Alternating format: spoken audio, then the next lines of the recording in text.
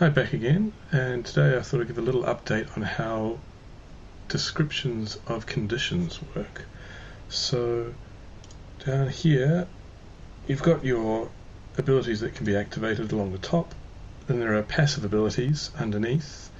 Now each passive ability actually under the hood adds a condition, and so what's being displayed here is the condition for each of the passive abilities. And there are box-nora-like pop-ups for each of those. So the way they work, each condition has a particular event that it can fire on. So events are things like a unit moving, attacking, reaching 0 hit points, relocating, all that kind of stuff, things that can happen in the game. So each condition could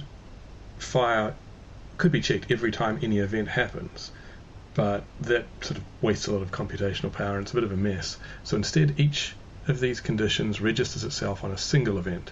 So the first part of the description comes up and says what the event is. In this case, a riposte is on a failed melee attack, so that fires. And then are a bunch of clauses that are tested. In this case, there's only one, and it says against this unit. So when there's a failed melee attack event, and that attack was against this unit, that's the one with the riposte condition on it, effects are then shown as little bullet points underneath. So it will make a free attack with +1 damage against the source unit. So it's a little bit clunky with the descriptions, but the nice thing is I don't have to write them by hand. So this is actually directly from the code. This is precisely a description for every single condition that is on failed melee attacks. Many of them will share against this unit as a clause, so it's the same little piece of code, it makes its own description, and there'll be a few that make free attacks, and in this case it's a modified free attack, so they again all share the same piece of code as well. So a more interesting description could be Sentinel. It's got a bunch of clauses, so it fires on a successful attack, so that's the event, by an enemy unit, and then comma separated for each of the things it's testing, by an enemy unit that's in range on a friendly unit, that is, the attack is on a friendly unit, and has an effect that it will make a free attack against the source unit. So that's, again, it might be a bit nicer if it was written by hand, but this does save me the trouble of having to write them all and maintaining consistency between a whole lot of text descriptions. So what we could actually do, in fact, let's get this guy, we'll do a block. It's another example. So here's an actual condition that's not from a passive ability. It's added blocking this time. It's in green because it's positive and so it can be cleansed. So blocking, I targeted the blue unit called Unit A, so this condition is on a melee attack that tests that Unit A is attacking this unit. So a melee attack by Unit A on this unit, and it has two effects.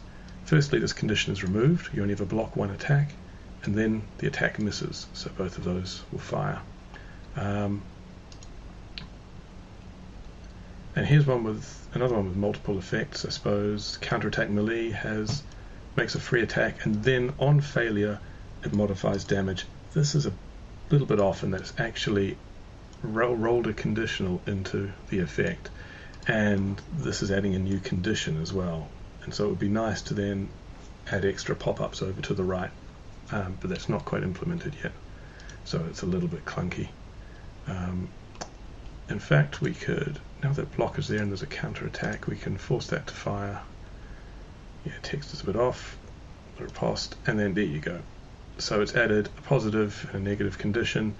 So this is a little bit different from POX. I don't know what happens with cleanse and dispel and the results of counterattack melee, but here they're separated out, the two. So you've got one condition for +3 damage, one for -1 defense. A cleanse will remove the negative defense, a dispel will remove the positive damage. I got that wrong when I was talking about blocking before.